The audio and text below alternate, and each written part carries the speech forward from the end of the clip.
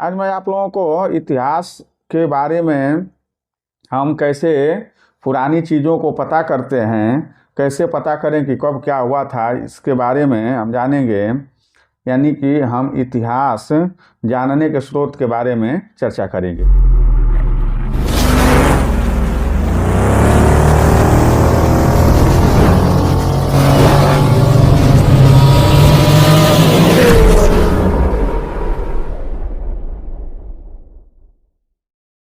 परिवार की पुरानी बातें हम अपने दादा दादी नाना नानी से सुनते हैं। समाचार पत्र पत्रिकाओं टीवी इत्यादि से हमें अपने देश विदेश के बारे में जानकारी मिलती है। लेकिन सोचिए, अगर हजारों वर्ष पूर्व लोगों के रहन सहन के बारे में जानकारी प्राप्त करनी है तो आप कैसे प्राप्त करेंगे? हजारों वर्ष पूर्व के लोग कैसे रहते थे, इसके बारे में जानने के लिए ही इतिहास का अध्ययन किया जाता है। इतिहास बीते हुए समय और उस समय के लोगों को समझने और जानने का एक साधन है। अतीत काल में लोगों को लिखने नहीं आता था, वो लोग लिखना नहीं जानते थे, और हम उनके बारे में कैसे जानकारी प्राप्त करेंगे? तो जब लिखना नहीं जानते थे लोग, तो उनके बारे में जानकारी प्राप्त करने का स्रोत बन गया कि वो लोग क्या चीज़ का प्रयोग करते थे, कैसी चीज़ों का प्रयोग करते थे, अपने दैनिक जीवन को कैसे जीते थे। इसके बारे में जब इतिहासकारों ने अध्ययन किया तो पता चला कि उनका जीवन ऐसा रहा होगा। उपलब्ध सामग्री के आधार पर इतिहासकारों ने इतिहास को 3 भागों में बांटा है। पहला जो इतिहास है वो है पूर्व ऐतिहासिक काल। पूर्व ऐतिहासिक काल या प्राक ऐतिहासिक काल उस काल को कहते हैं जिसके बारे में हमें कोई भी लिखित जानकारी प्राप्त नहीं है। दूसरा आद्य ऐतिहासिक काल, वो ऐतिहासिक काल जिसके बारे में लिखित जानकारी तो है लेकिन हम उसको पढ़ नहीं सकते हैं। ऐसे ऐतिहासिक काल को आद्य ऐतिहासिक काल कहते हैं।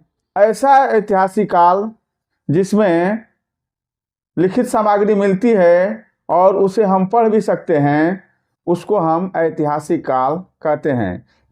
प्राचीन काल में जब मानव ने लिखना शुरू किया तब उसे कागज का ज्ञान नहीं था।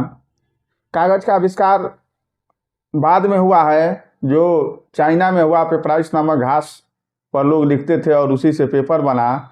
तो कागज का इतिहास उस समय नहीं मिलता है। उस समय के लोग अपने लेखों को ताड़ पत्र यानी कि जो ताड़ का वृक्ष होता है उसके पत्तों पर जो लिखा जाता है उसको ताड़ पत्र कहते हैं। भोजपत्र पर लिखते थे। भूर्ज नामक पेड़ की छाल को काट करके लोग उस पर लिखना पढ़ने का काम करते थे। ताम्रपत्र उस पत्र को कहते हैं जो तांबे पर लिखा जाता है। उस समय के लोग तांबे पर लिखते थे, उसको हम ताम्रपत्र कहते हैं। स्तंभ लेख, पत्थर की शिलाओं को खड़े आकार में, यानी कि जो खड़े आकार है स्तंभ के आकार का है, उस पर जो लोग लिखते थे उसको हम लोग स्तंभ लेख कहते हैं। और शिलालेख, पत्थर की चट्टानों पर लिखे हुए लेख को हम शिलालेख कहते हैं। तो उस समय के लोग जब कागज का आविष्कार नहीं हुआ था तो इन साधनों का प्रयोग करते थे। ताड़पत्र, भोजपत्र, ताम्रपत्र, स्तंभ लेख और शिलालेख, इन चीजों पर वो लोग लिखते थे। जो इतिहास को हमको जानने का सौभाग्य प्राप्त होता है, इतिहास हम जानते हैं कि कैसे क्या हुआ चीजें, तो हम 2 तरीके से इसको जानते हैं। पहला तरीका है पुरातात्विक। अब पुरातात्विक किसको कहते हैं?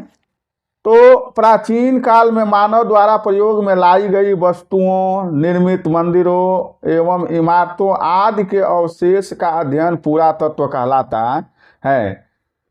इसका अध्ययन करने वाले जो लोग होते हैं उनको पुरातत्ववेत्ता कहा जाता है। तो पुरातात्विक स्रोत के आधार पर हम निम्नलिखित स्रोतों के माध्यम से जानकारी प्राप्त करते हैं। पहला है अभिलेख।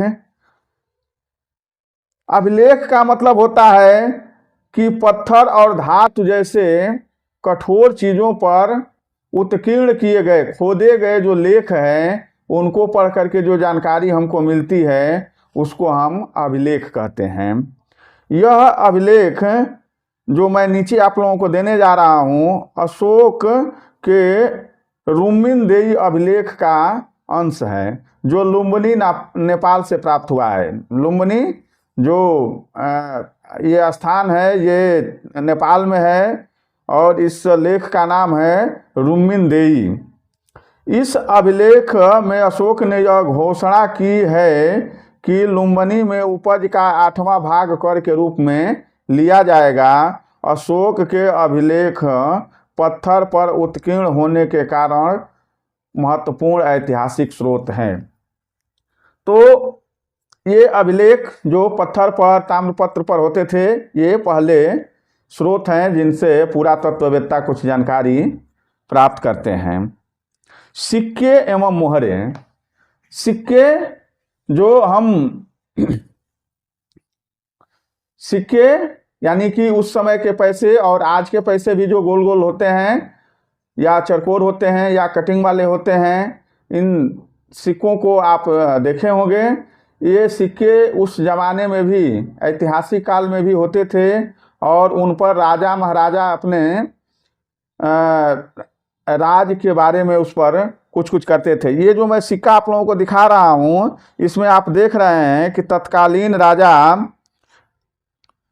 गुप्त शासक कुमार गुप्त को घुड़सवारी करते हुए इस पर दिखाया गया है। यानी कि इससे ये पता चलता है कि कुमार गुप्त एक अच्छे, इससे ये जानकारी प्राप्त होती है कि कुमार गुप्त एक अच्छे घुड़सवार थे। सिक्कों का हमारे इतिहास लेखन में महत्वपूर्ण योगदान है। अब मोहरें, मोहर होती है जिसे हम अभी भी प्रयोग करते हैं और ये प्रयोग हमेशा होता रहेगा। हड़प्पा कालीन मोहरें मेसोपोटामिया से मिली हैं। यानी कि इससे हमको पता चलता है कि जो चीज़ें हड़प्पा में होती थी वो मेसोपोटामिया में उसके चिन्ह मिले हैं। यानी कि हड़प्पा और मेसोपोटामिया की सभ्यता के बीच में पहले संबंध था, व्यापार होता था, तभी तो वहाँ पर मोहर गई, वहाँ पर सिक्के गए, नहीं तो कैसे जाते हैं। धौलावीरा, हड़प्पा सभ्यता का यह पूरा स्थल गुजरात में स्थित है। यहाँ से हड़प्पा कालीन नगर योजना, जल निकास प्रबंध आदि के साक्ष्य प्राप्त हुए हैं। धौलावीरा एक ऐसी जगह है जो गुजरात में है और वहाँ पर नालियों का ऐसा संग्रह है, नालियाँ कैसे बनी हुई है उस जमाने में, घर कैसे बने हुए हैं, शहर का निर्माण कैसे हुआ है, इसके बारे में जानकारी प्राप्त होती है, जिससे कि हम उस समय के लोगों के रहन सहन के बारे में पता करते हैं। सारनाथ स्तूप। स्तूप शब्द आया है, स्तूप शब्द का मतलब होता है टीला। प्रायः टीलों के अंदर महात्मा बुद्ध और उनके अनुयायियों के शरीर के अवशेष जैसे दांत, हड्डी और उनके प्रयोग में लाई गई सामग्री, पत्थर, सिक्के रखे होते हैं। ऐसे चीज़ों को स्तूप कहते हैं। तो सारनाथ का जो स्तूप है, जो उत्तर प्रदेश में बनारस में है, इस स्तूप जिसका नाम धमेख स्तूप है का निर्माण मौर्य वंश के शासक अशोक ने कराया था। महात्मा बुद्ध ने सर्वप्रथम सारनाथ में ही अपना उपदेश दिया था। अब ये हो गए जो पुरातात्विक साक्ष्य हैं। अब जो दूसरे साक्ष्य हैं वो है साहित्यिक साक्ष्य, यानी कि लिखे हुए साक्ष्य। इस साक्ष्य के अंतर्गत ताड़पत्रों, भोजपत्रों, ताम्रपत्रों, चमड़े एवं लकड़ी के पट्टों पर लिखित लेखों के साथ साथ कुछ साहित्यिक ग्रंथ भी आते हैं जो उस समय के लोगों के रहन सहन, आचार विचार, खान पान इत्यादि के बारे में जानकारी देते हैं। इसमें भी कई तरह के साहित्यिक साक्ष्य आते हैं। पहले तरह के जो साक्ष्य हैं वो है धार्मिक। धार्मिक साक्ष्य में वेद, रामायण, महाभारत, जैन एवं बौद्ध साहित्य तथा जातक कथाएं आती हैं, जो गौतम बुद्ध के द्वारा जो कहानियां हैं, जो उस समय के लोगों के विचार व्यक्त हैं, उसके बारे में हमको जानकारी मिलती है। महाभारत और रामायण के लेखक क्रमशः वाल्मीकि और महर्षि व्यास हैं। इन किताबों से, इन साहित्यों से हमें वैदिक कालीन विवरण मिलता है। महाकाव्य कालीन समाज के विषय में जानकारी प्राप्त होती है कि उस समय के लोग कैसे रहते थे। 6ठी शताब्दी ईसा पूर्व में समाज में राजनीतिक, धार्मिक और सामाजिक स्थिति क्या थी, इसके बारे में हम लोग चर्चा करते हैं और उसके बारे में जानकारी प्राप्त करते हैं। धर्मेतर साहित्य, ये तो जो वेद, रामायण, महाभारत, जैन और बौद्ध साहित्य हैं, ये हो गए धार्मिक। अब धर्म के बाद भी कुछ किताबें लिखी गई जिससे कि हम उस समय के बारे में जानकारी प्राप्त करते हैं। इसमें जो महत्वपूर्ण किताब है वो है अर्थशास्त्र, कौटिल्य ने लिखा, और इससे हमें मौर्यकालीन समाज की राजनीतिक, सामाजिक, आर्थिक, धार्मिक स्थिति का पता चलता है।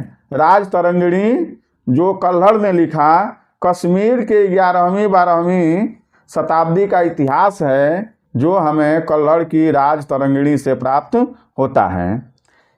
इन साक्ष्यों के अतिरिक्त जो विदेशी लोग हमारे धरती पर आए भारत में घूमने के लिए, यहाँ को समझने के लिए, उन्होंने भी बहुत किताबें लिखी हैं और उनसे भी हमें ऐतिहासिक साक्ष्य प्राप्त होते हैं। इसमें जो पहली किताब है वो है इंडिका, जिसने भारत के चंद्रगुप्त मौर्यकालीन समाज की झलक बतलाई है। इस किताब के लेखक हैं मेगस्थनीज, जो यूनान के रहने वाले थे। यात्रा विवरण, फायान नाम के चीनी यात्री थे जिन्होंने अपना यात्रा विवरण लिखा। इससे हमें गुप्त काल के संबंध में जानकारी प्राप्त होती है कि उस समय की राजनीतिक, आर्थिक, सामाजिक दशा समाज में क्या थी। यात्रा विवरण हुएनसांग, जो चीनी यात्री ही थे, हर्षवर्धन के काल में आए और उन्होंने उस समय के समाज के बारे में लिखा, जिससे कि हमें उस समय के समाज के बारे में जानकारी प्राप्त होती है।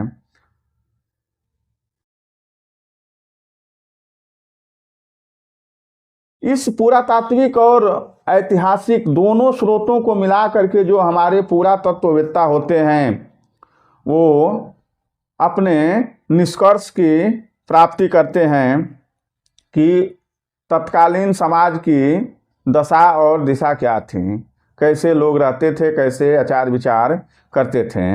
इतिहास इन्हीं स्रोतों से ये पता करने की कोशिश करता है कि कृषि, पशुपालन, कामगार, शिल्प, काम धंधे, व्यापार, नाप तौल, लेन देन, कर आदि के आधार पर आर्थिक स्थिति क्या थी।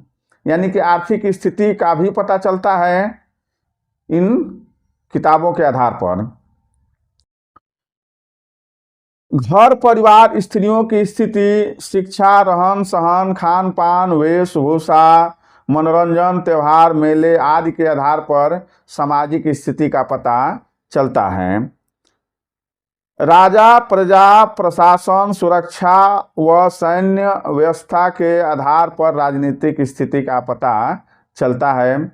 इसी प्रकार कला, आचार विचार, ज्ञान विज्ञान की मान्यताएं, धार्मिक मान्यताएं, विश्वास, आदतें, देवी देवताओं के पूजा पाठ, परंपराओं आदि के आधार पर हम धार्मिक स्थिति का पता करते हैं। यानी कि आर्थिक, सामाजिक, राजनीतिक और धार्मिक इन सारी स्थितियों का पता हम उस समय के पुरातात्विक और साहित्यिक साक्ष्यों के आधार पर करते हैं। कौन पहले और कौन बाद में। अब देखिए, कोई एक नगर बसा है और आप उसमें देखेंगे कि वहाँ पर नगर बसते बसते एक टीले नुमा बन जाता है। जाहिर सी बात है कि कहीं पर लोग रहे होंगे और लोग वहाँ पर एक पीढ़ी के बाद, दूसरी पीढ़ी के बाद, तीसरी पीढ़ी के बाद वहाँ पर घर गिरते गए होंगे और उन्हीं घरों के जो मटेरियल होता है, जो कबाड़ होता है, उसको नीचे दबाते गए और फिर उसके ऊपर घर बनाते गए और इस तरह से एक टीले नुमा गांव शहर का निर्माण हो गया। जैसे कि हम हड़प्पा सभ्यता में देखते हैं कि कई कई तह के घर बने हुए हैं, यानी कि कई बार सिंधु घाटी सभ्यता और हड़प्पा सभ्यता का कई बार विनाश हुआ, फिर लोग वहाँ बसते गए और फिर लोग वहाँ बसते गए, तो इस तरह से वहाँ पर टीले नुमा आकृति बन गई। तो हम देखेंगे कि इसमें देख रहे हैं आप कि 1 नंबर का जो है, जो सबसे ऊपर वाला भाग है, उसमें आप देखेंगे कि ये सबसे बाद की बसावट है, यानी कि यहाँ पर लोग सबसे बाद में बसे हैं। तो उस घर को देखेंगे, फिर उसको जब हटाएंगे तो दूसरे पीढ़ी की बसावट का पता चलेगा, उससे पहले के लोग कैसे रहते थे, उनके घर कैसे रहते थे, किस मटेरियल का प्रयोग करते थे, ये चीज़ का पता चलेगा। इसी तरह से हम जब नीचे तक खुदाई करते जाएंगे तो हमें और पुरानी चीज़ों के और लोगों के बसावट के बारे में, उनके उपयोग के करने की वस्तुओं के बारे में हमको पता चलेगा। अब इतिहास में जो तिथियों का निर्धारण होता है वो 2 तरीके से होता है। एक होता है बीसी और दूसरा होता है एडी, यानी कि ईसा मसीह, जो जिनको अंग्रेजी में हम क्राइस्ट कहते हैं, उनके जन्म से पहले की जो बातें होती है, जब हम उसको लिखते हैं तो बीसी में लिखते हैं, यानी कि बिफोर क्राइस्ट। और जब इनके जन्म के बाद की बातें जब हम लिखते हैं तो उसको एडी लिखते हैं। एडी एक लैटिन भाषा का शब्द है जो 2 शब्दों से मिलकर के बना है, एनो डोमनी, जिसका अर्थ होता है कि ईसा मसीह के जन्म के बाद की तिथियां। तो अगर हम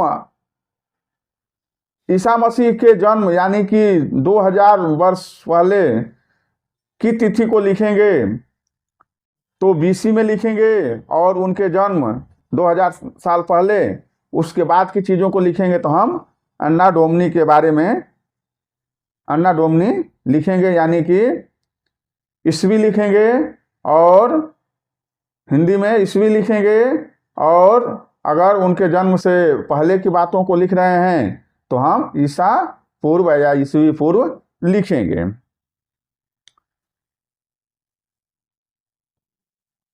पूरा स्थल के बारे में जानकारी कर लेते हैं।